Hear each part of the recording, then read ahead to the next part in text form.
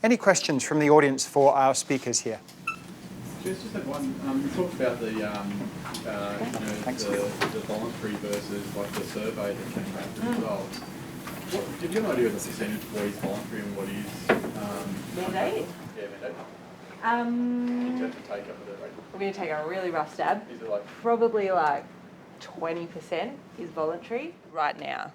Yeah, so originally when the tool was first launched, that's all it was. And there's certain organisations, and Downer is certainly one of them, there's certain organisations that are still taking first steps in applying the scheme in new asset classes or new asset sizes and things like that. But typically it's 80% is driven by contracts and come down from government agency, New South Wales Department of Planning, those sorts of things.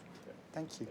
Look, I think in transport, it depends on the type of contract. So you can have certain incentive mechanisms and disincentive mechanisms depending on the contract. So I think we're kind of bound by what's available within those constructs, like an alliance contract versus a PPP versus a DNC.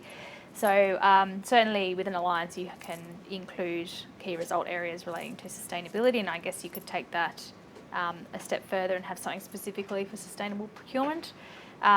We obviously see there's an incentive in trying to get a rating, whether it be through ISCA or through our sustainable design guidelines, in terms of reputational aspects. So while we do typically require a certain rating to be achieved, it hasn't been unknown that our projects have exceeded those ratings for various reasons. So I think, yeah, it depends on the contract mechanism. We are talking internally with our commercial team about other opportunities to incentivise contracts, so that's something we're exploring.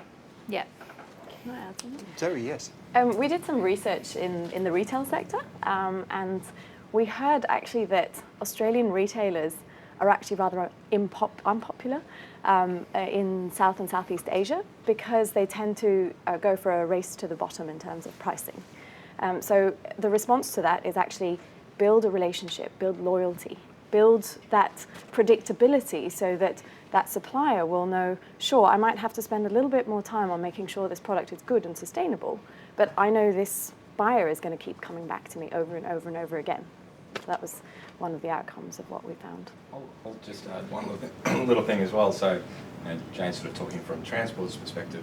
I guess even if they put a stick on us in terms of setting targets for a project that we deliver, it creates an inherent carrot for our supply chain. So if we've got targets, we are open to opportunities where the supply chain can come to us. We prefer that than have to mandate requirements on top of them. So it does create I think there's a inevitable carrot across the whole supply chain when those do come through. I guess I would like to sneak one question in. Zoe, when do you think we're going to see the first big sort of international global company shareholder meeting at which modern slavery becomes an issue, becomes a question to the CEO? Tell us about the modern slavery in your supply chain. I would say that's probably already happened. I wouldn't be able to tell you where though. Mm-hmm. But you do have CEOs like Paul Polman, who's always the one that we hold up in sustainability terms, who said, be it slavery, be it the Sustainable Development Goals and so on, shareholders, stop asking me for quarterly updates. I can't make anything happen in sustainability in a quarter. Mm-hmm. You have to give me a year. So I think there's that as well, which will play in. Gotcha. In which case, please join me in thanking the panel.